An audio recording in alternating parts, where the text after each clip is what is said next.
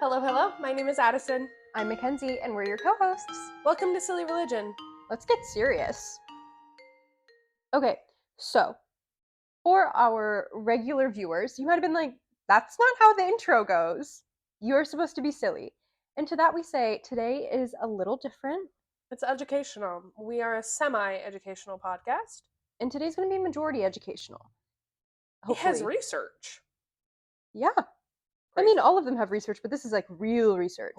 Research we perform. And this one didn't need the disclaimer at the beginning because we're not going to swear or anything. No. We are so professional. So we mentioned this a few weeks back in the Baha'i episode. Yeah. But in one of our classes, we did a project, and our professor of that class is writing a paper and asked if she could cite this project, possibly if it gets used in the paper. And we said, well, could you cite the podcast? Yeah. So if you're here from that paper. Yeah. Hello. Welcome. Hi. That's Addison. I'm Addison. I'm Mackenzie. We already mentioned that, but we're glad to reestablish ourselves. Yeah. And so we were already planning on using this as an episode. But we thought, how cool would it be for our professor to be able to cite a podcast? Yes. And the podcast was already a thing at this point. Mm-hmm. Like, we asked at the holiday party. And so we figured, let's record it. Let's be serious. So right here is going to be our slides from when we were presenting. If you're an audio-only listener, you can look in the episode notes, and that will have a link to our presentation that you can view, or you can always go and look at our website, which is linked in the podcast description, episode notes, and in our YouTube descriptions, and that will lead you to our website where we provide works cited for every episode that we post, where we get our information, because transparency is really important. And on there, it'll have a link to the presentation. But don't worry, we will still be a little silly for this episode, just like not fully silly. Not silly, just like. But if you've come to this from our episode being cited, we would love to have you watch other episodes. We are more silly in them. Very silly. A little more unhinged, if you will. Check out the episode before this. Yes. So, megachurches. An experiential analysis of megachurches and their potential to breed or heal trauma. Specifically, religious trauma. Yeah, I didn't read that word by accident. So the class was religion and trauma. Mm-hmm. And we wanted to just dive deep into it. So. Yeah. When we did first presented this, we had some discussion questions, and we would throw starburst to the people who answered. Unfortunately, we can't do this, but if you answer a question to yourself, give yourself a treat. Or email us your responses. Yes, we'd love to hear them. Yeah, sillyreligionpod@gmail.com. That one. Okay, so the process. Yeah. We wanted to answer the question, are megachurches more likely to heal or breed religious trauma? And from that, does the denomination or political affiliation impact this? And so we started with a hypothesis because we are research girlies. Using the scientific method over here. You know, I was in a science class as well, so it was real important. Mm-hmm. Mm-hmm. So we decided to form our hypothesis, and that was megachurches are more likely to breed religious trauma rather than heal it. So in addition to the academic research that we were going to be doing on megachurches for said presentation, we thought that it would be really important to experience it for ourselves, right? And so we decided to attend 2 different megachurches that have different denominational affiliations, and due to those, they tend to have different political leanings as well. Lastly, bias. We all have it, and so we thought it would be especially important with this to acknowledge our biases. So as you've probably heard on the podcast, or if you're new, I am United Methodist. Born and raised, still go to church every Sunday. I was on staff at a few different United Methodist churches. And so because of this, I tend to approach church in a very specific way. And I really need sermons to be approached in a certain way. I also want to acknowledge up front, I acknowledge this in class, I acknowledge this everywhere, that I am a child of staff at one of the churches, and I was a member at that church for 3 years. Now, I didn't necessarily have a positive experience there, and there are a lot of things that happened at that church that left me to leave going to church for a little bit. But I believed, due to the size of the church and the amount of people on staff, in regards to my parents being on staff, as long as I didn't mention it to anyone we interacted with, no one was going to know. When we were there, we saw one person, and she only recognized me because I walked up to her to say hi. Also, I think I've mentioned this in a previous episode, but I did grow up in a smaller sized evangelical church. And while that is not the same denomination as one of the churches that we attended, there were some similarities between the two that I will definitely say impacted how I experienced this church, just because it was bringing up some negative memories and kind of tainted the whole experience. Yeah. So, what is a megachurch? Well, first of all, we found out that a megachurch is spelled as one singular word, not hyphenated, no spaces. That was like one of the worst parts. Yes, because nobody knew. Yeah. And so while doing this research, I went through a bunch of our different sources and looked at all the different definitions and then kind of just like jumbled them into one. And so with that, I give you the following definition. Megachurch is a noun. I made this joke in class, but megachurch is not a verb. You cannot make a church. I think that would be really funny. Email us your best idea on how to megachurch. Not an adjective. Actually, that could totally be an adjective. It is. That's so megachurch. We need to start using that. Yeah. Okay. So the actual definition is a church, usually Protestant, with an average weekly attendance of 2,000 or more members.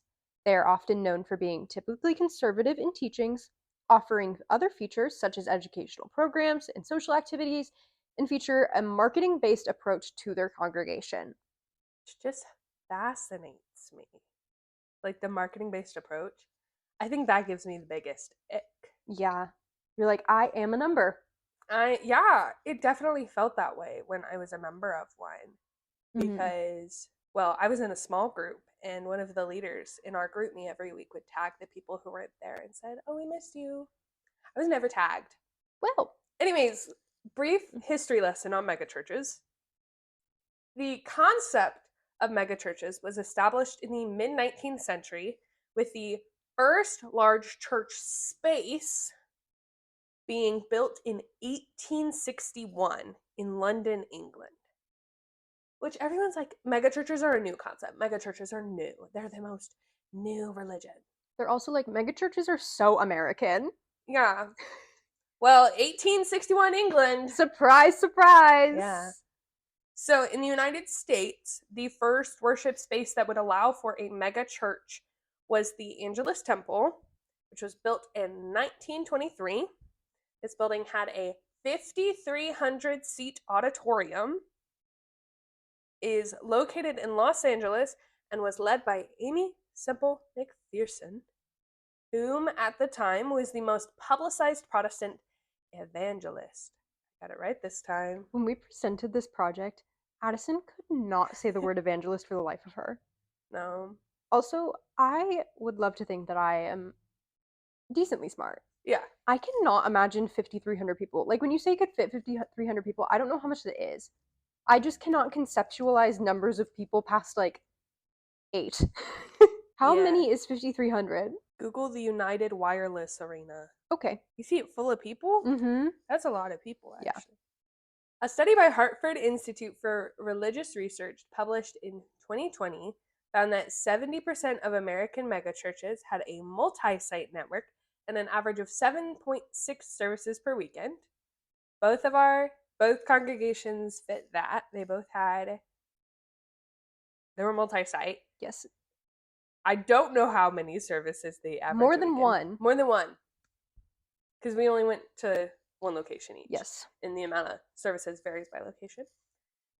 Next, while we were doing very early research and browsing Wikipedia just to get an idea, they have a list of megachurches in the United States, and we were very quick to note that one of our churches was not included on the list, although they both easily meet the requirements. It was also interesting. We found out there's such thing as a gigachurch, was it? Yeah, a giga church. Which is like 10,000. a mega church. Yeah.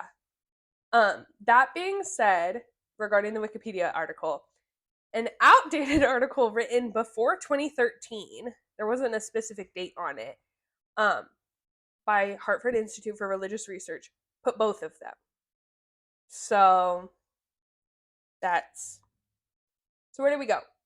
Early in the project, we decided that it would be important to gather statistical evidence that supports that both of the congregations we chose met the qualifications to be a megachurch. So I called up both churches in an attempt to get statistics about their church membership, weekly in-person attendance, and online viewers. Especially since post-COVID, that has become a very big way that people go to church. So we went to the United Methodist Church of the Resurrection. If you hear us mention CORE, that's because they were previously CORE. They are now the United Methodist Church of the Resurrection. Tomato, tomato. They're the spaceship church. They are that the is so hard to spaceship say. church. Spaceship Spaceship church. There you go. So they have a membership of 18,000 people, roughly. They, in person, have 4,830 attendees on the after the weekend that I called. That was the attendance they had that weekend. Mm-hmm. And then for their online viewership, they have between 17,000 and 19,000 viewers every week. It was really easy to gain this information, right? I was able to call them. I left a voicemail, was called back the same day, given information from that weekend. And the man that I spoke to gave me his work phone number and his email so that if I had any other questions, I could just email him back. And once again, it is important to note Addison did not say that she was a child of staff. So this wasn't like oh gosh, she's a child of staff, we need to be really good to her. No. They had no idea who we were. My mom, I think, eventually emailed him after we had already presented, being like, I don't know if you remember this happening, but that was my daughter, and she always takes note of how people treat her at this church because she was a pastor's kid for so long. And I'm impressed when I am treated with decency, which is so sad. The bare minimum. The bare minimum. Another thing that I want to add. When I spoke to this man on the phone, I felt comfortable sharing that it was for a project for a class titled Religion and Trauma. And even after hearing that and hearing that we were going to be visiting, he told me, let us know any feedback you have, positive or negative. Send us the podcast. Send us a recording of your presentation. We want to know how you both felt leaving. Yes. We want to know what we could do better, how we could adjust it to be more accessible. And he was using that kind of language. It wasn't like, just let us know the vibe. Yeah. I'm sure I could just say vibes were good. And as two neurodivergent people, we will definitely let you know if something is accessible or not. Yeah. I think I'm going to email this dude this podcast episode. So our second one was, oh boy, drumroll please, James River Church. The man, the myth, the legend, the place that regrows toes, James River Church. It doesn't heal spinal injuries. But we'll get into that. So what is up with James Rivers? I called 8 times. Over the span of a month and a half. And the first time, granted, I did call the first time during their women's conference. I did not know that it was their women's conference when I called. Could have been better timing. I'll admit that. Spoke to a woman that had no idea what to do with me. Transferred me to a pastor. It was very clear that the lady that I was transferred to was not, in fact, a pastor. They only have one woman on staff. Her name is Bobby, and I was not speaking to Bobby. Bobby is the lead pastor's wife.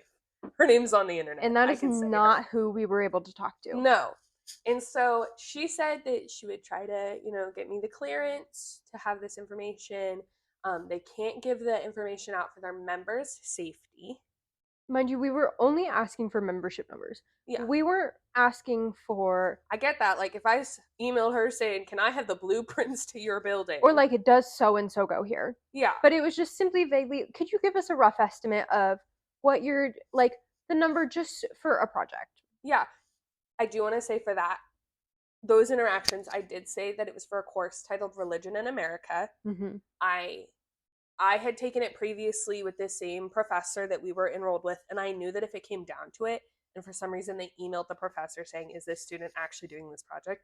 I knew that the teacher would say yes. Yes. Because I didn't feel safe saying, "This is for a class titled Religion and Trauma," because I feel like that puts a church on the defense. As much as we'd love for religion and trauma to be widely accepted, it is something where you kind of have to be like, I am studying religion and trauma, and like wait for the reaction. Yeah. And that was not a situation where we could do that for this because Exactly. they find out if, like, say we did say it and said we're doing a project on religion and trauma, there was a 50-50 chance that they would simply say, okay, thank you for your time and hang up. As Yeah. much as it sucks to say. So we ended up deciding to estimate our number.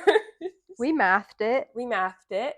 I used to be a math prodigy, no longer a math I think prodigy. we're going to say a math major, and I was like, that is false information. So in 2017, there was a James River published an annual report that had specific numbers in it, including first-time guests, weekly average of attendees, how many salvations, baptisms they had, and then exact attendance for Easter Sunday and Christmas. Mm-hmm.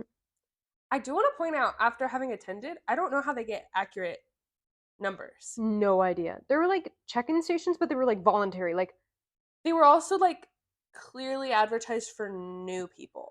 Well, there was new people ones, and then there were ones like in the corner that were like print out your name tag. Yeah. So you would have to like find yourself. Yeah. Well, it's based on your phone number. I've used systems like that in the past for like, that's how we signed in at youth group at Church of the Resurrection. We signed in with our phone number. It printed us out a little name tag. That's how we checked in.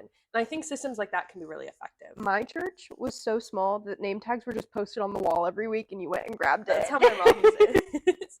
And so we took that information, and then while I was doing my research, I found a study by Scott Thuma, Thumma, saying that after a megachurch passes the threshold of 2,000 attendees per year, they tend to multiply attendance at an average rate of 5% per year. Mm-hmm. So that's compounding. So I plugged in the number of attendees, plugged in the compounding interest rate, and came up with the numbers of roughly 20,000 people attending every week, and then a rough estimate of 30,000 people online.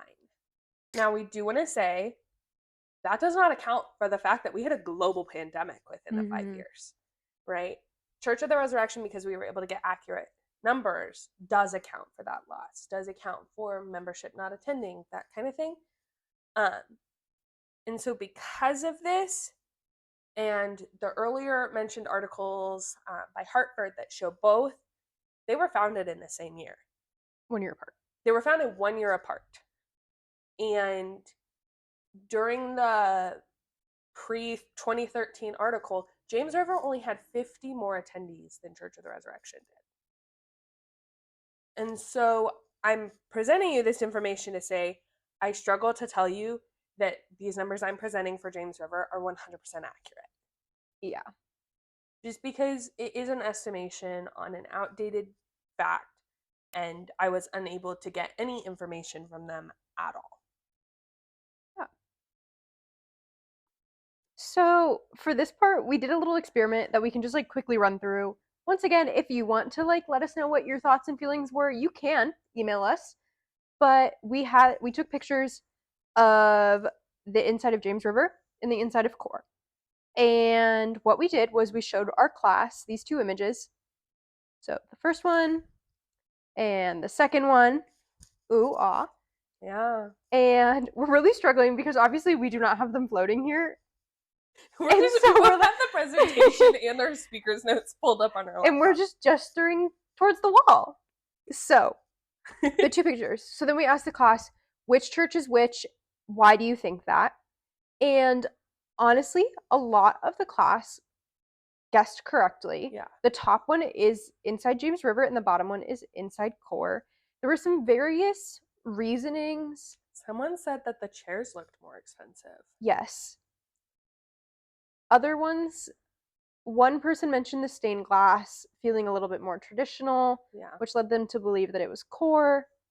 Another person said that the top one looked like a TED Talk, which made them believe that it was James River. Somebody, my friend, when I was practicing giving this presentation, she looked at them and she goes, I think the top one is the one that wouldn't give you any information because the vibes are just weird because there's no natural light. There was no natural light at all. It made me feel very claustrophobic. Mm-hmm. So then we asked, what are your thoughts on these spaces? And it was kind of similar to what they thought, or what their reasoning was as to which church was which, that the top one felt very modern, TED Talk, dark, closed off, whereas the other one felt more traditional church, just on a larger scale. So then we said, what do you think each congregation calls these spaces? Just as a fun little, like, tidbit. Yeah. Because CORE calls this space the sanctuary. Typical what you would expect. James River uses the terms arena and stadium, depending on where you're sitting. We were sitting in the upper portion, what you would consider maybe like the upper bowl if you were in a stadium. Yeah. And I'm pretty sure we were in the stadium part. Yeah. And then the bottom half, the floor seats, if you will, are the arena. And we had walked in and we were already very like overwhelmed by how industrial this felt. How like just honestly capitalistic, like just very business it felt. And then when they said that, we both looked to each other and we were like, did they just call us the stadium and arena? Yeah. It just was not what we were expecting. Like, yeah. And there's nothing wrong with it. It was just kind of jarring. Yes. Yeah. Yeah. We're going to leave it at that. Okay. Our experiences. Yeah, that's why you're here. Yes. It's the research we did. So, first, in order of worship, if you want to like really like look into what every single one was, pause it, look. We're not going to run through every single number on there. Pull up the presentation. Yes. I'm putting the link on here for you guys. But some things to note. CORE's service was a traditional service, whereas James River's was a modern worship. This was just how our scheduling worked out. We went to CORE the week of Thanksgiving break, so we were both traveling. So this was the only possible service for us to go to without either leaving where we live at like 4 a.m. or getting home at like midnight. Yeah. So that's how it ended up working out, but it's important to note. Yeah. Both follow a 3 worship song setup. Baptism did occur in both situations, but looked so different. We'll get into it, but it was just like apples and oranges. Yeah. Comparing the two. Mm-hmm. CORE's first prayer was a prayer specifically blessing the space and the time. Yeah. Whereas James River was a prayer specifically for the sick. They asked everybody who was sick and in need of healing to come up to the front, and they had staff standing at the stage that would pray over you. And finally, announcements looked very different. So CORE's were invitations to their upcoming events. Somebody had a microphone. There was a slideshow behind them, kind of like this, with the different announcements, and they were personally inviting us and the rest of the congregation to it. Yeah. James River was a pre-recorded video that we were like watching commercials. It felt like it felt like I was in between like the Super Bowl. Yeah. And especially the James River Christmas one. Yes. So their upcoming Christmas service, instead of like inviting us, just by showing up, we were invited already. Yeah. Our job was to invite other people. They gave everybody a slip of paper by their seats and said, hand this to everybody. Invite everybody you know. Everyone you see. Everybody you see as a blessing. And one just like little fun thing was, give this in addition to your 10% tip at a restaurant. So your server, the 10% tip, which like 10% is not much. No. But with your 10% tip, give them the invitation to James River as their holiday bonus. And we just thought that was very interesting. And the rest was like a video about the work they're doing on their educational space, which is their youth building, and then their college that they have. And that was like an HGTV episode. They spoke with the contractor. Yes. And it was like the guy like standing in front of the construction site and everything. Yeah. And yeah. So that was kind of the setup. So James River. It is in Ozark, Missouri. We went to their south location, Yes. and it was a 10:45 modern service. Addison says south because we're in the car on the way and she's driving not the direction of James River. And I asked her, "Are you going to the right one?" And she's like, "Yeah, west." And I go, "Well, on our project proposal, we said south." And she goes, "Well, we'll have to change it." We are still driving. We are approaching our destination. And when she It goes, says 5 minutes away, and I'm like, and we're like, "It's supposed to be 20."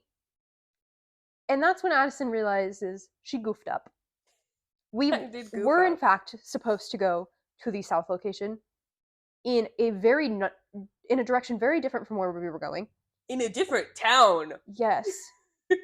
So we had to whoop and go Scoop the whoop. and go a different direction to make it to the other one. But it was the south location. We It did was. confirm that upon arrival. Yeah. So, neutral observations. We decided to format this as neutral observations and then negative experiences. And so, because we're trying to be as unbiased as possible while acknowledging we have biases. So, neutral observations. They took the safety of attendees very seriously. So serious. There were police officers there to direct traffic. And not just like one or two cars. Like 7. Like 7, and City of Ozark, Missouri Police Department. Like, this is an event. Mm-hmm. Next thing, the exterior of the church, when you view it from the road, looks very church. Except for their giant welcome home sign. Yes. It looks, the exteriors of the buildings look like we mixed them up. You can Google pictures of it from different angles. The vibe it gives, though, is the engineering building at Kansas State University, because Kansas State's architecture feels very Oxford. Like, it's all stone, it's gorgeous. Well, their engineering, or maybe it was their architecture department, got some money and decided they needed an extension on their building. So it is built out of this stonework, Hogwarts vibe building, and it's ultra modern, and it looks so funny, and it's one of my favorite buildings at K-State. But the exterior looked very churchy, whereas the interior was not, whereas the other one looked like a spaceship, and the interior was very churchy. Yeah. They were very casual about baptism. Insanely casual about baptism. Like, hey, you want to be saved? You could come down right now. We have changed clothes for you. This was after the service, by the way. This was not during the service. Service had wrapped up. People were leaving, and then they were like, "Hey, if you want to like get saved, come on down. If you want to get baptized, go over there. We have extra clothes." We could not see the baptismal. Yeah. And like, I know for a fact they would not have my size clothes. Just want to put that out there. It just felt very odd how casual they were with baptism. Yeah. There was a very strong focus on healing, and James River Church claims that in the last 3 years, they have received almost 4,000 written testimonies of miraculous healing. 4,000 in quotations. They mentioned 3 different numbers in 2 minutes. Ranging from like 800 to 4,000. Huh? That is church versus megachurch. Yeah. Make it make sense. Yes. But the neutral observation. We digress. There was a strong emphasis on healing. Next, my second degree is music, and I can say music was good. Mm-hmm. Right? Those people all clearly had training. They may have been volunteers, but they all had training. They all fit the picture-perfect model of a worship band. Yeah. It was entertaining. It was entertaining. It was very loud, but it was entertaining. Yeah. One of the voice teachers at our school had said, "You may want to bring earplugs." And I didn't listen, and I regretted it. Next, John Lindell was a very engaging speaker. He was very charismatic in the way he spoke. John Lindell's the pastor. Oh, we yeah. should clarify. Maybe. I just kind of assumed everyone would know. John Lindell's the pastor there, the head pastor. Yeah, and he's in process of being phased out. Yes. He's retiring, but it's a 4-year-long process. Yes. Of retiring. The congregation was primarily white. They looked upper middle class. I'm not going to blink and say they are upper middle class, but they dressed like they're upper middle class. There were a lot of nice cars in that parking lot. Yeah, a lot of Audis, Teslas, Cadillacs. Cadillacs. My 2009 Hyundai, it stood out. Mhm. The average age there was younger than I had expected, because I assume that churches, especially Assemblies of God churches, just are going to have an older population, right?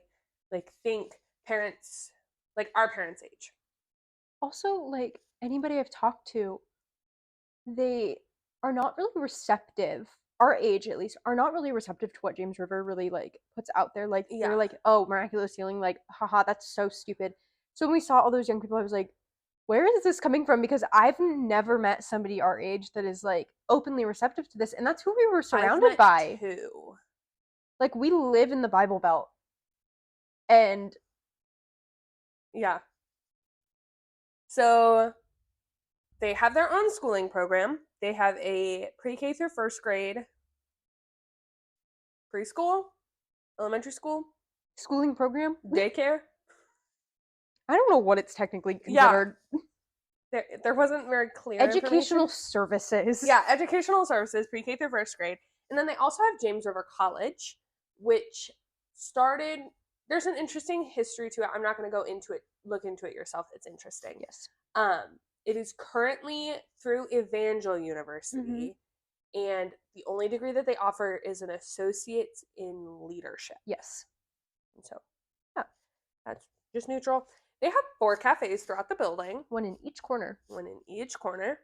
There's no real transparency about how the money is being used, that kind of thing. And you could buy books there. Mm-hmm. We didn't mention the gifts. I think I mentioned that in my slide. Oh, yes. Yeah. Addison's skipping ahead again. Okay. I'm excited. So, negative experiences. Where there are positives and neutrals, there are always negatives, unfortunately. Yeah. So, starting off, James River has a reputation that living in this area, we know of. Everybody knows of it. They hold a women's conference and a men's conference, and their men's conference gains a lot of traction because it involves the renting out of a full arena space. There are tanks running over cars, flamethrowers, like so many things. Fake guns? Yes. Their emphasis on healing does get around to, especially because there was an instance this year, actually, earlier this year, where Joplin. Yes. Yeah. Where a woman was prayed over and her amputated toes grew back. Nobody has seen the toes. She's not putting her toes up on live TV. Please don't. No. I'm pretty sure there's a website that's like, show me the toes. And it's people looking for pictures of these toes. But it's that kind of thing that when you say James River, people are like, oh, the place that regrew toes. Oh, the place with the tanks. It's that kind of thing. And so going into it, we did have this negative, like, not negative attitude, but we did have an influenced attitude about what our experience was going to be. There was a really, like, severe lack of a sense of community, especially during the service. We talked to one member of the church when we walked in. Yeah. We were given a gift. First-time visitors are given a gift. And you are given it when you walk in and if you visit like a welcome center, and it is a white bag that has the James River logo on it. You are very identifiable. Yeah. Inside of it, you either get John or Bobby. Is that his wife's name? You get one of their books. We got Bobby's. I have a theory about it. Okay. I think because they were on 2 different shelves. It wasn't 3 shelves of gift. It was 2. If you're a girl, you get Bobby's. I think if you're a girl, you get Bobby's. If you're a boy, you get John's. Interesting. How much do you think I'd have to pay my best friend to go with me to test that out? If only we had gone to Christmas. None of the boys wanted to go with us. Yeah. Okay. So, like I said, we had one conversation, and that was when we were getting the gifts. Otherwise, nobody talked to us. They talked about us. They talked about us, which we will get into that too. Yeah. But it just truly felt like we did not exist. Yeah. Nobody cared that we were there. Like, I think they cared. They liked that I did not like that I did not fit in. yeah, I don't. We just didn't like. I didn't feel welcome. No. Nobody was trying to make it feel like welcome. We're so glad you're here, kind of thing. It was like your first time because we had the bags. Yeah. So they do offer life groups though, which are like small groups. They have a ton of them from the sounds of it. And in 2017 they had over 400. And with those, we can assume that would make up for some of the lack of community, but you would have to join a group to gain that sense of community. What if I just want, like, what if I were to just want to be able to go on Sunday mornings, or we're only able to go on Sunday mornings? Yeah. How would I build that sense of community when nobody notices, like, nobody knows me, you know? And with life groups, how is the church itself maintaining that the information, because if it's like a Bible study, how are they maintaining that it aligns with their faith? Yeah. Because at some there's point, 400. once it gets so small, you can no longer control what's being said. And we've talked a lot about control within this class that we were in. And so how do you know that you don't have a rogue Assemblies of God member preaching something else? Yeah. Okay. We're sorry. We're so used to being silly. No, I could just like imagine like an uprising happening from like a life group. Oh, I just imagine, I was thinking about if I could infiltrate. Oh, Would they put me in charge of a life group? period. Okay. So they utilized the prosperity gospel as a method of collecting offerings, and they were very passionate about getting offerings. It was constant 4 or 5 reminders times, right? of like, hey, have you given your offering? If not, you should. Go above and beyond. It's the holiday season. You should go above and beyond the offering that you usually give. Yeah. Did you notice they had like on their screen a little like, they had a video that was like how to donate through their app.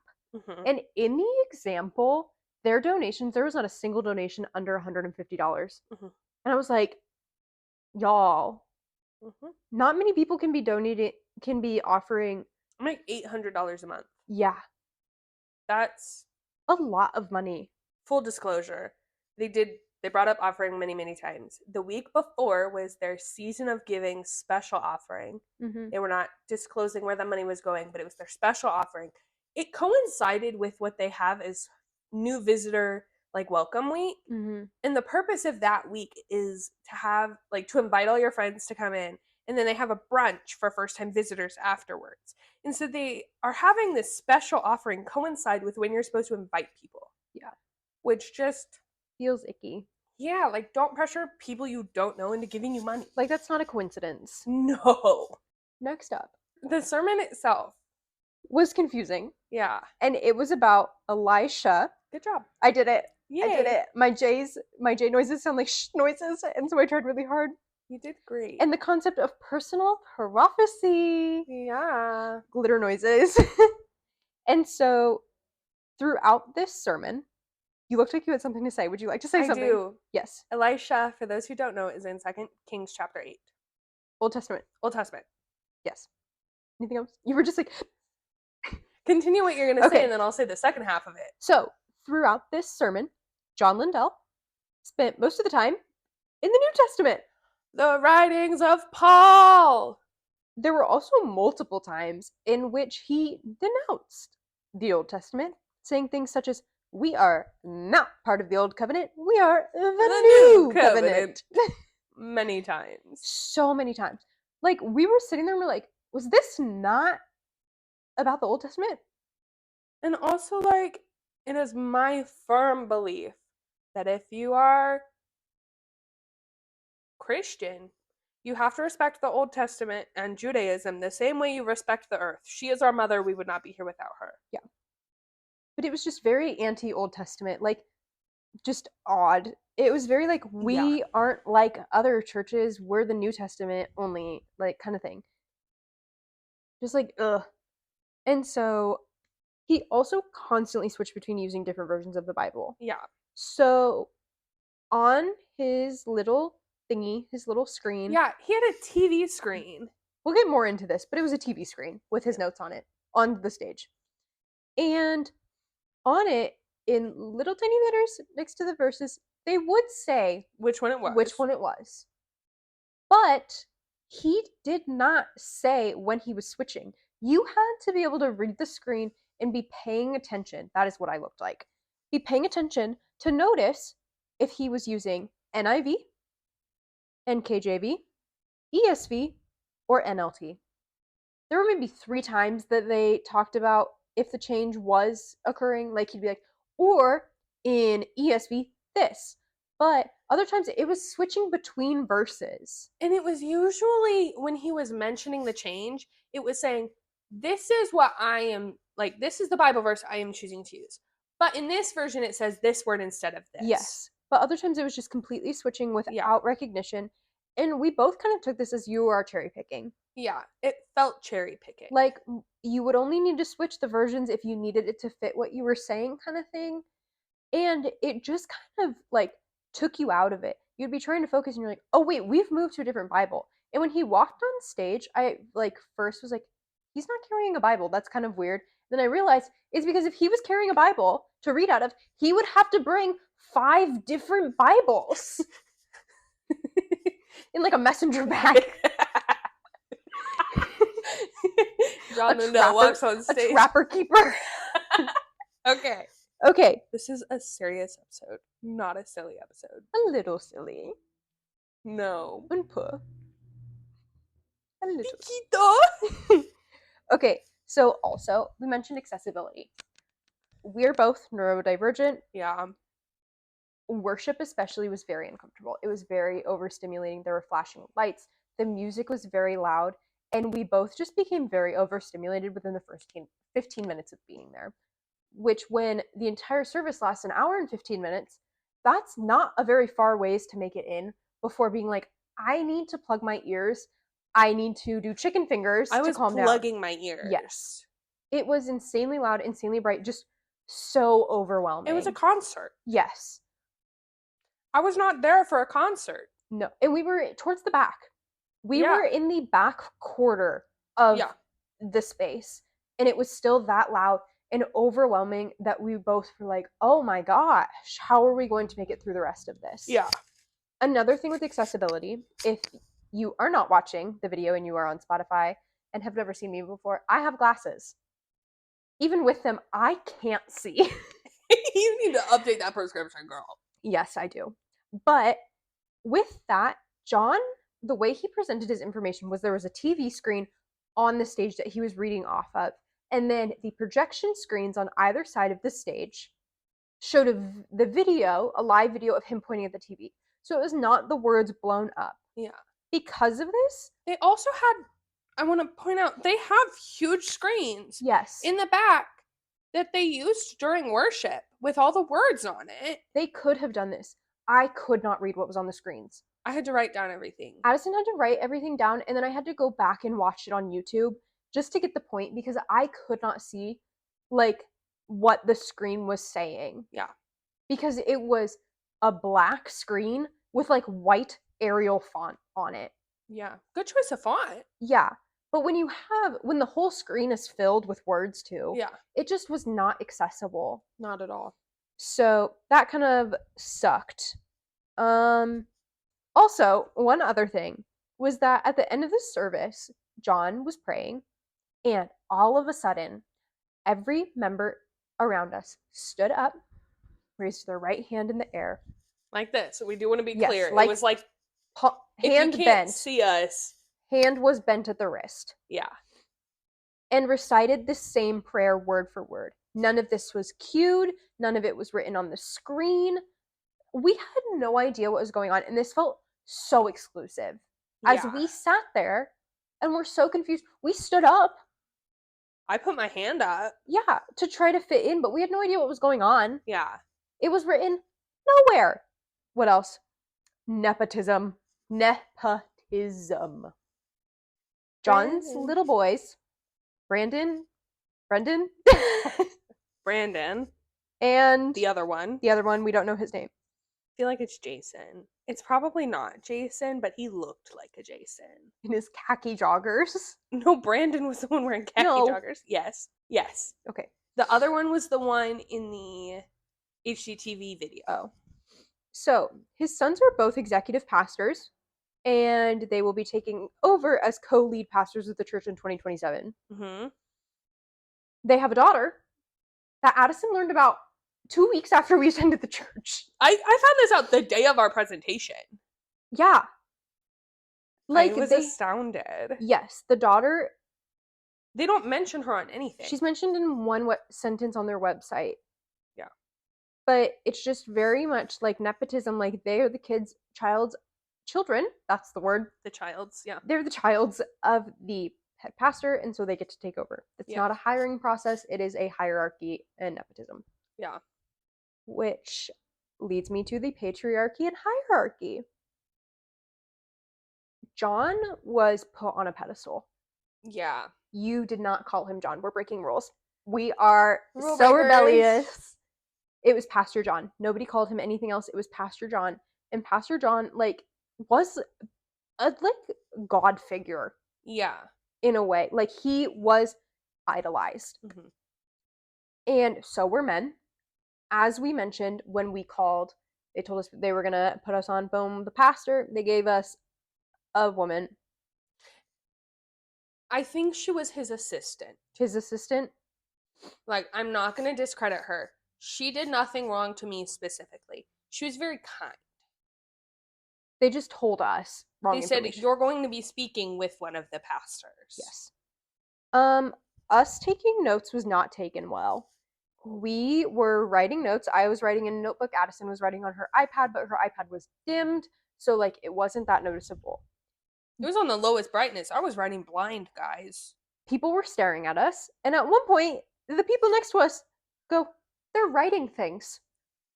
They're looking at us. They're looking over our shoulders. They're looking beside us, trying to see what we're writing down. So it ended up being where, like, Addison's brightness was all the way down, and I was covering my notes whenever they looked, because it was so, like, oh my gosh, what are they doing? Kind of thing, which I thought was so weird. Like, what is wrong with me writing notes? And I had talked to people beforehand that I know who have been to services that were similar, and I was like, I'm really worried about bringing in notes. Like, is this the type of thing where I should just record it and reflect on it later?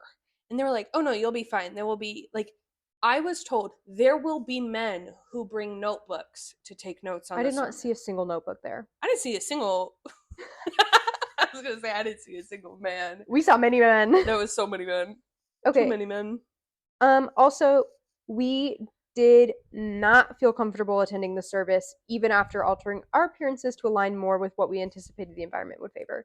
And so, you see our outfits right now, pretty similar to what we wore there. I had holes in my jeans. Which was, like, so, like, appalling to these people. Anytime we were walking around, if somebody saw that Addison's legs were slightly exposed, it was like, I shaved too. It wasn't even like I had hairy legs.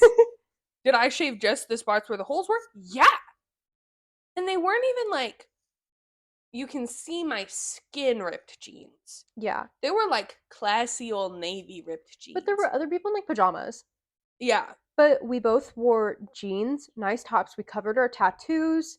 Like, I did makeup. Yeah, like, we dressed nice, and we dressed more like what you would consider conservative. Yeah. And we were still ostracized. Yeah. Which sucked.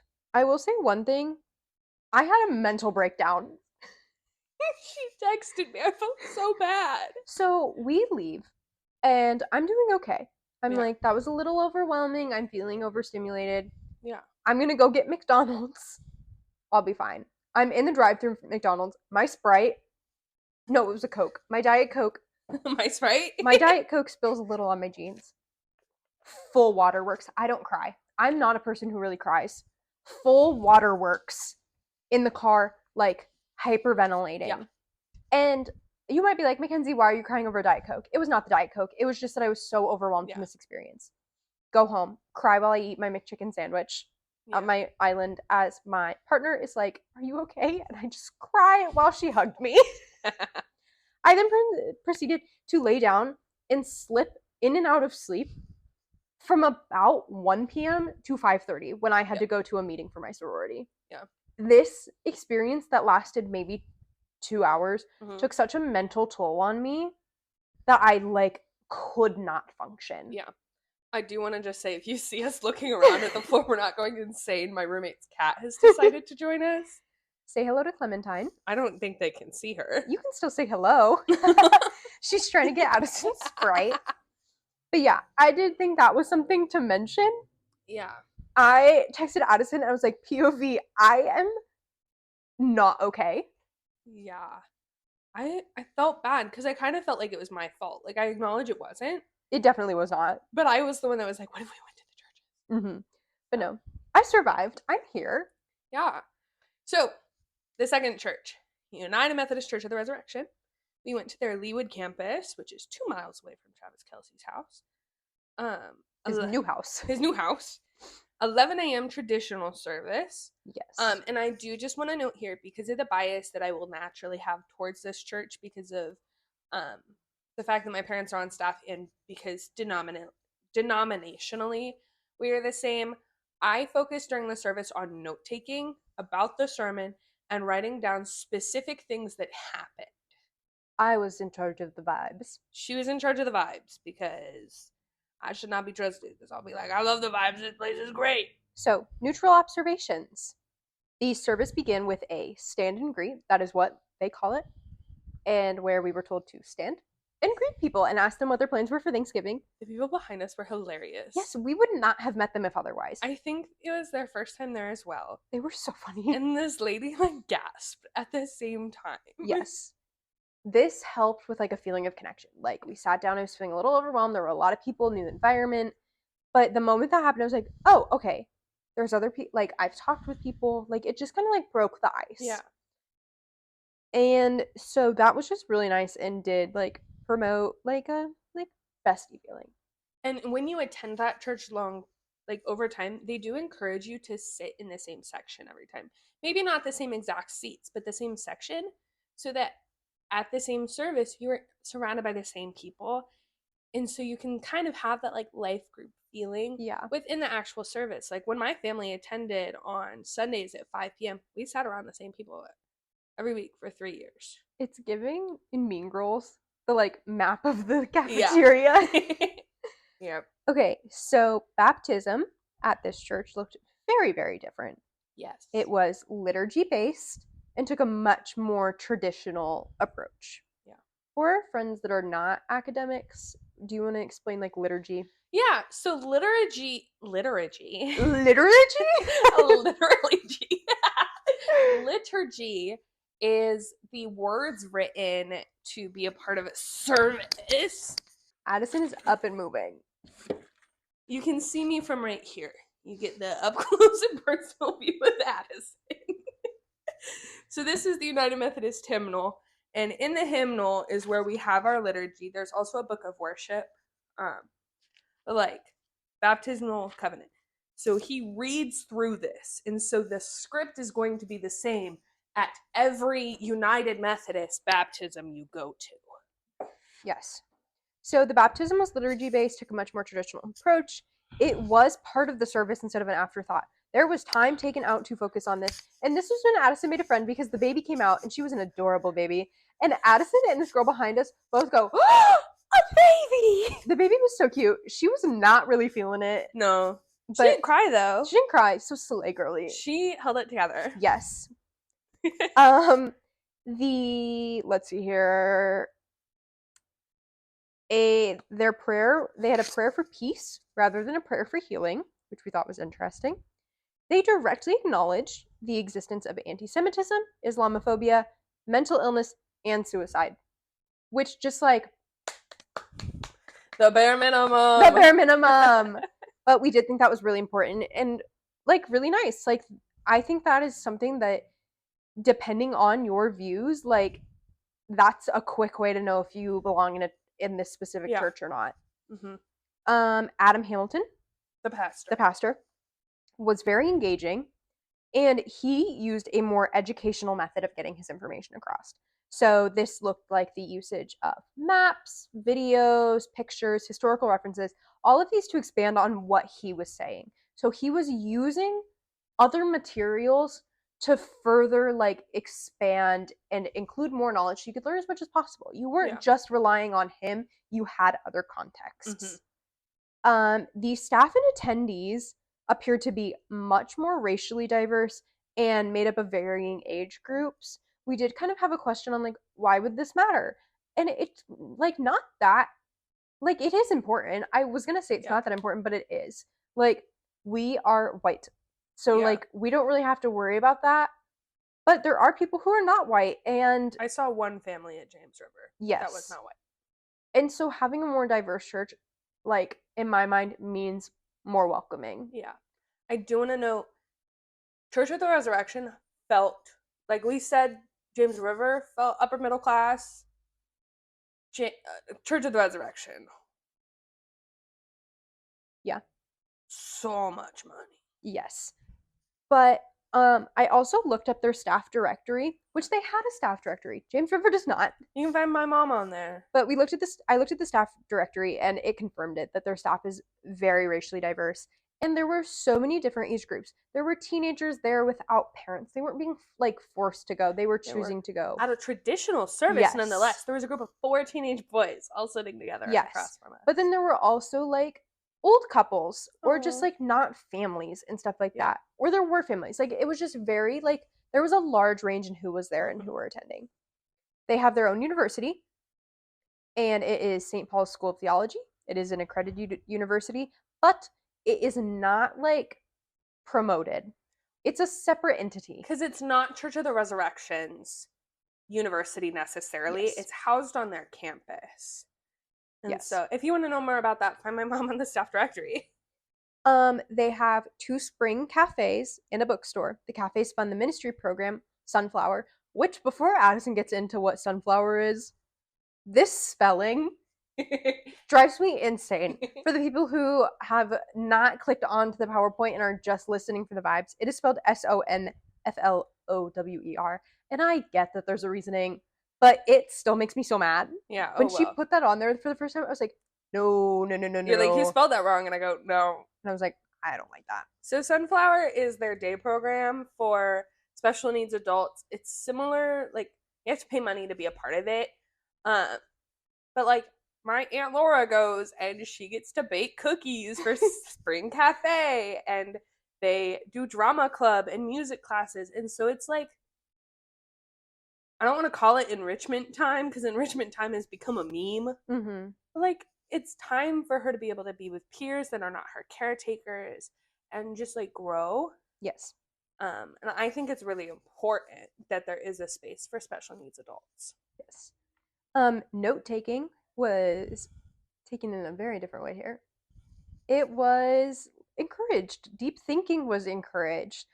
There were so many other people writing notes. They have a like handout in the backs of seats, sermon notes. Yes. So we were comfortable writing our notes on our iPad and in our little journal. Full brightness. Me writing in like big handwriting. The other one I was writing in like 7 font. So people couldn't read it. Yeah. But at one point even, Adam said he was going to read a passage from the scripture he was using and wanted us to think for ourselves to answer a question, rather than just saying, here's my question, here's the answer, here's the question, here's the answer. He was like, you know what? I trust you. You do it. And then he elaborated on it. And so we were allowed to think for ourselves. Yeah. My final thing for neutral observations, this place was easily accessible. Both of us were, at least I was not overstimulated in this environment during the service. A little bit when we were around everybody in the halls, but it just comes with being in a crowded area. Yeah. But like the service itself was much more like quiet and just like peaceful, which that might have also been because it was a traditional service. No? We attended the contemporary service. The only time I've ever gotten overstimulated at church there was in their 11 a.m. modern worship, which takes place in the Foundry. And I do want to say that room is much more built similarly to like how James River's space is, but that space is only used for contemporary worship once a week. And then besides that, it's used for conferences. Okay. And so that's the only time I've ever gotten overstimulated, but like contemporary worship, it's fine. Okay. Also, the large screens were utilized in a way that I could see.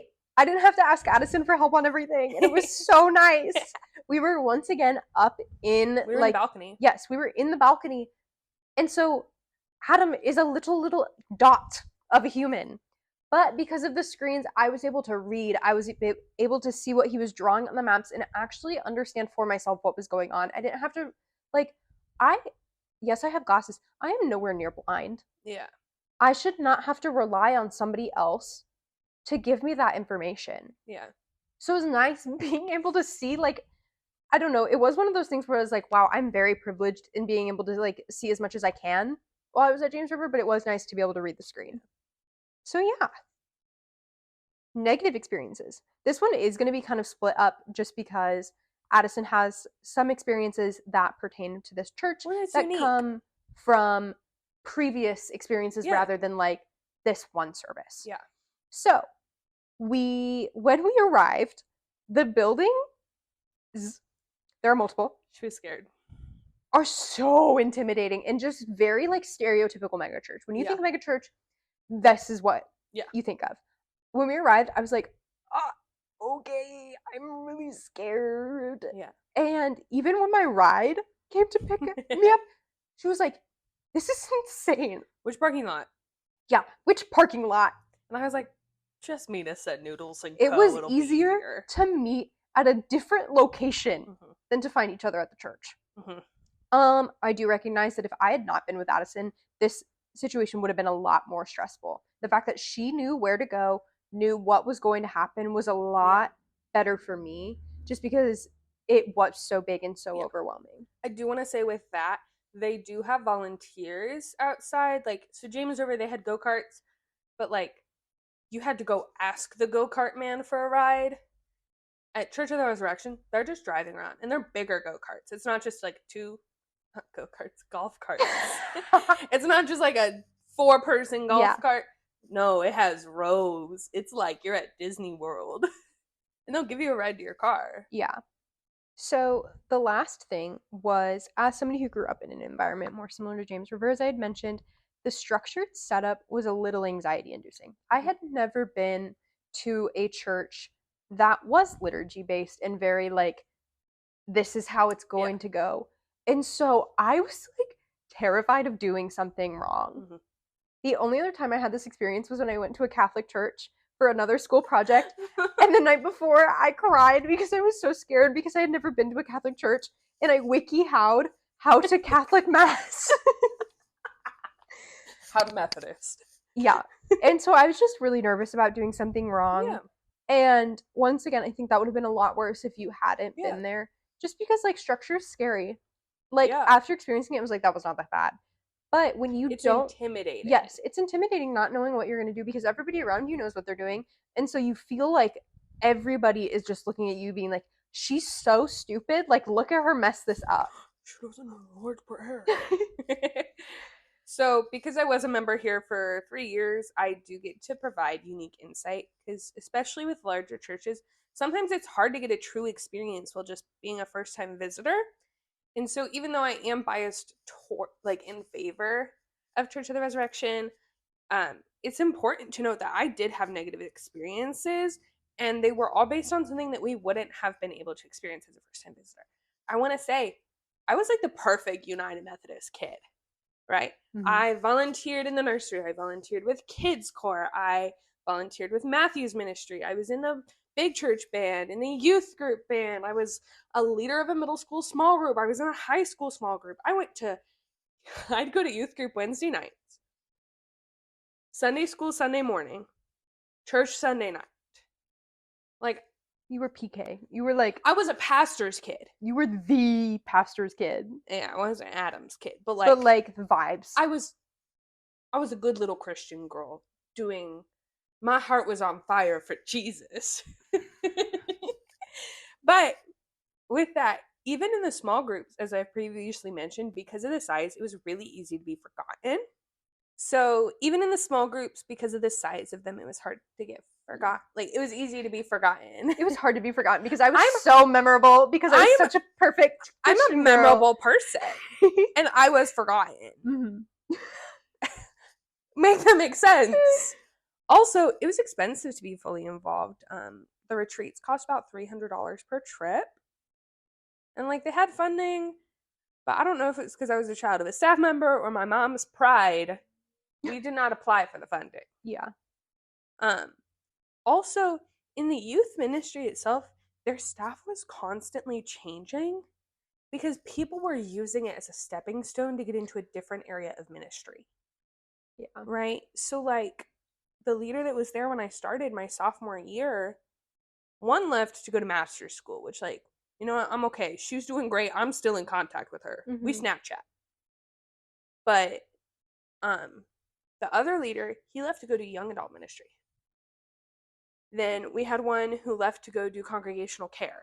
We had one leave to go become a pastor at a different church in Missouri. Like, and there's nothing wrong with him leaving. Yes, it's a step. Like, good for you for hustling. I did not have any sense of stability in this youth program. Yeah. And so the person I ended up making the most connections with as a senior in high school, like 3 years being in this youth group, was the middle school group leader because it was a guy I had volunteered with. And I'm still friends with him. I check in with him. And like I was going through stuff. And I felt like he was the only person I could talk to. Mm-hmm.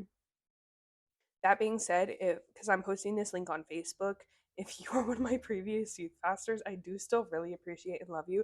And I understand that it was not personal, you choosing to go down a different route. Honestly, I respect the hustle. I did not respect the hustle when I was 18. Mm-hmm. But I'm 3 years later, keep hustling. It was great to see you all at annual conference. That's the Taylor Swift hand. She holds her pinky out with it. So whenever she points, she's like, I hate that. this is how she points. How do you know that? If you watch the Eras Tour movie, if you watch it again, I'll rewatch it. Watch her hand. Her pinky's always out. This is how she points. Even in the first song, when she points to each group to see how loud they can be, and she points like this. Or she'll go like this. But it's always... They just turned off their sirens. They're right there. But it's always pinky out and thumb out. This is how she points. Okay. My favorite band, The Guitarist, had his baby. It is 3:20. We're going to have to turn a light on for our next episode. Yeah. Okay, continue. That was it. Okay. So, the big question. Are megachurches more likely to heal or breed religious trauma? So I do want to say we're going to do a little square Venn diagram type thing. You'll see Church of the Resurrection on one side, James River on the other, and then both in the middle. We decided that things that happen at both were likely due to the size of the congregation. And the fact that they're a megachurch. And the fact that they are a megachurch. And so it's important to note that we are answering our big question, are megachurches more likely to breed or heal religious trauma, based on what's in the middle. And so you'll see on one of the slides that there's not anything on one side, that we don't have anything for Church of the Resurrection, and that is not because they're without fault.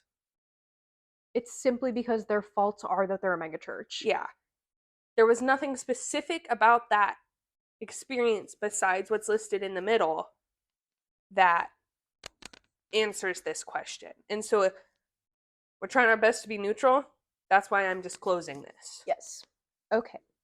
So, healing. Our little Venn diagram. I gotta open it full screen. Okay. So for course side, the predictable structure. This predictable structure has the ability, in our beliefs, to provide a sense of control, and it leaves little room for unexpected surprises. Yeah. You know what's going to happen. There's no, like, jump scares, if you will, of, like, surprise, this is going to happen this week. There's no Brandon Lindell running on stage yelling at us that we are free from hell. We need to be more excited. Yes. It's just, you know what's going to happen, so that's one thing to take off of the list to be stressed about. Yeah. Also, by acknowledging hard topics such as racism, Islamophobia, anti-Semitism, COVID-19, suicide throughout the service, rather than just, like, sweeping them under the rug, a feeling of inclusivity was pushed. You're not alone if you're experiencing negative feelings around these subjects, and they're seen as real and worth talking about. Yeah. It's worth discussion. It's not just something that you ignore or post on social media and then forget about. Their message was very easy to apply to real life. They pushed perseverance in a way that can make people feel capable of surviving rather than pushing the idea that you just need to hope and pray for a miracle. Mm-hmm. One quote was, "Your worst day is never your last day," and that just really, I was like, I like that. Yep. Period. I've latched onto that. I heard it the first time my sophomore year, and every time I start to feel a little angsty, I'm like, it literally has to get better. There's Mm-hmm. no deeper than the bottom. Yeah. But I just really liked that, and their whole message was just very applicable to real life. Yeah. The environment was very welcoming and accepting. Mm-hmm. I like once again I did dress a more like churchy Yeah. I'm dress. pretty sure you wore the same thing pretty much that you Yeah. wore to James River. Yeah. And it was more so like out of respect rather than anything. I think my jeans Yeah. were ripped for that one. There was a man. I don't Legs. remember if you realized that I pointed him out, but there was a staff member wearing his pride pin. Yeah. Like they hire gay people. The bare minimum? I know! And then finally, the sermon was not condescending. I had said that it felt as though we were being taught rather than told. We were not expected to know this information already.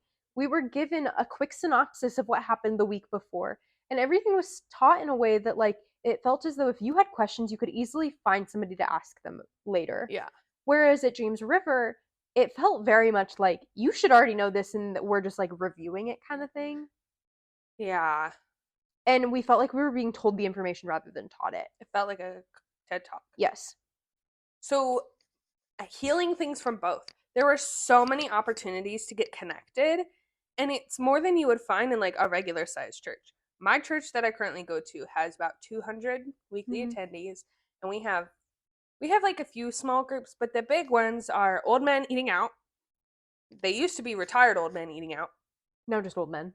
Well, yeah, they had someone that wanted to join that wasn't retired yet, so they go get breakfast. Oh. They have a young married couples, and then they have a 50 like a small group for women over the age of 50. Yes. Well, I'm not a retired old man Dang. with money to eat out. I'm not a young married couple. Boo. I'm not a woman over 50. That's unfortunate. So I'm just left hung like Sucks to suck. yeah, I'm not young enough to be in youth group. I'm not old enough to be married. You get no food. No food for me. No breakfast. You are cut off. And so I felt like personally, it feels great that there's ways to get plugged in here. For specifically James River, if you have religious trauma from a congregation that has a more typical sermon style, there is a benefit to having a TED Talk type thing. If you just need to be told, it's going to be great for you. Yeah.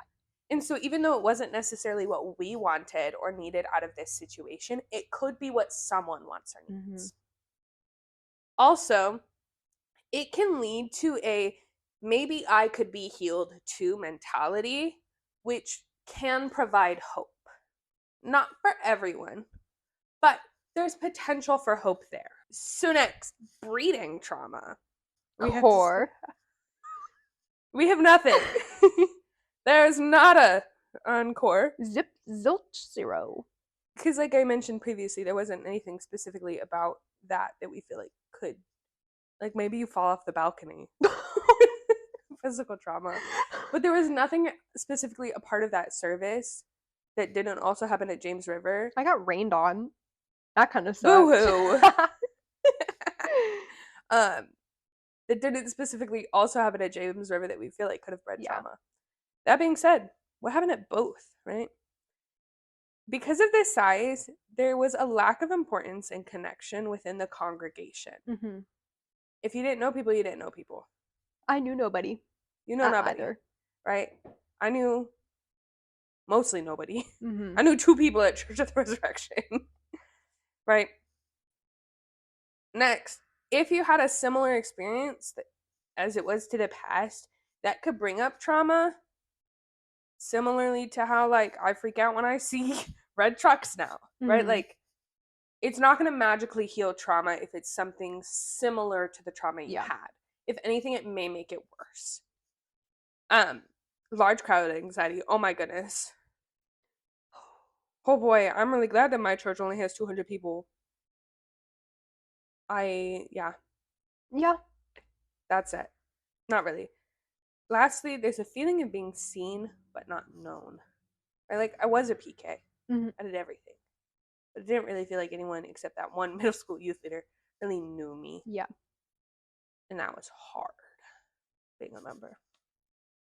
So, James River, there was one specific thing that we were like, this is not all mega churches. This is specifically James River. It might occur in other churches, but with what we went to. Yeah. So, they, as we've said, have a big emphasis on healing. And there was this moment at the beginning of the service that was honestly just heartbreaking. After the prayer for healing, John got up on stage and said, "We'd like to direct your attention over to this side of the arena." And it was to a man who had recently been in a mountain biking accident and he had severed his spine. He was now a quadriplegic, and this was his first weekend back. He had finally been able to be transported Like he could leave the state of Colorado. for the first time because of how severe this It accident. was like 3 months ago, is what he Yes. said. And instead of praying and healing this man and letting him walk again, just like how they have said these 4,000 people, their esophaguses have been healed, they can talk again, He doesn't have POTS they anymore. have toes, like Yeah. all these things. He just said, let's give a round of applause for this guy for returning. Yeah. And it was just one of those moments where you're like, I'm so deeply uncomfortable and heartbroken because why can't you heal him? Yeah. What's the difference? And it just was so sad. And like that is trauma. Yeah. Sitting there and watching all these people talk about how they've been healed, knowing that you're not going to be one of them. Yeah. Also, John Lindell said that he had POTS. Which we're not denying. He may have it. He may have POTS. POTS is a very serious condition. So POTS is post arterial tachycardia syndrome. I'm double checking you. Am I right? I think it's something like Postural orthostatic tachycardia syndrome. I was not even close. You got the second half right. So it is incurable. Yeah. It involves your blood vessels and how blood travels through your body and your heart rate. Yeah, if you move too fast and your heart rate spikes, you'll go into tachycardia, which then I took biology. I know this. It's tachycardia is a heart rate over 100, and then that can cause issues of dizziness and lightheadedness because it causes all your body to try to return to the heart to protect itself, and so then you pass out.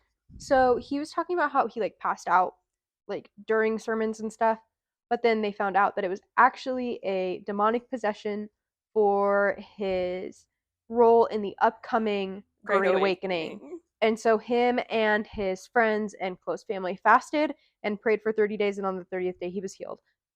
And has not had a thing since, which granted this was 2021. I think so.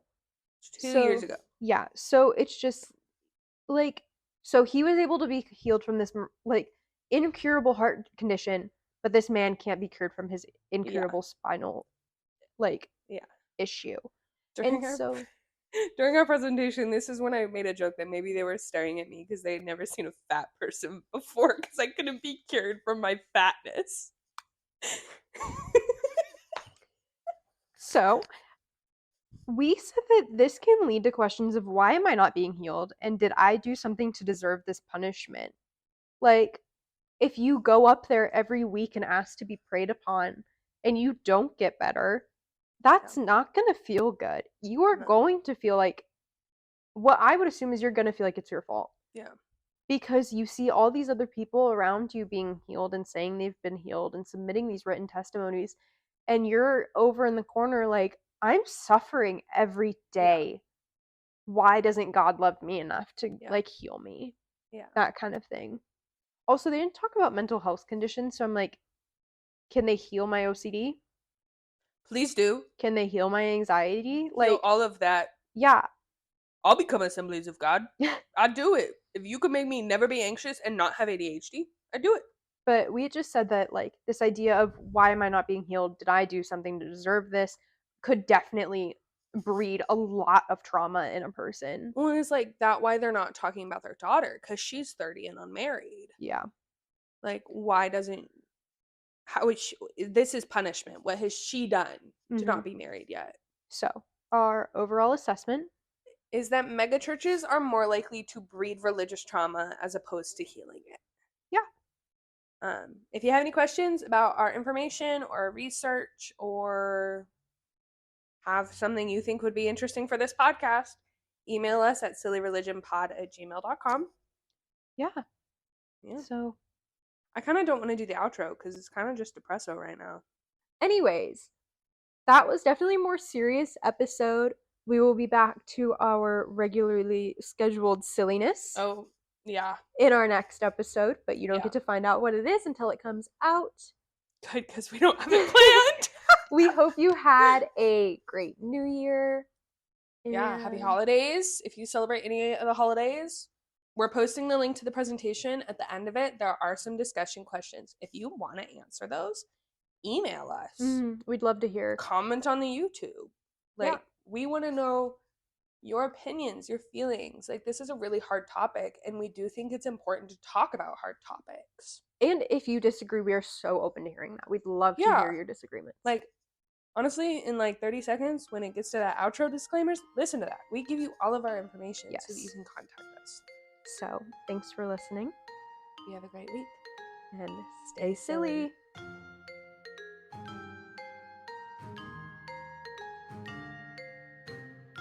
Silly Religion is devoted to providing a fun, educational, and brave space. We are not experts on the subject, nor are we claiming to be.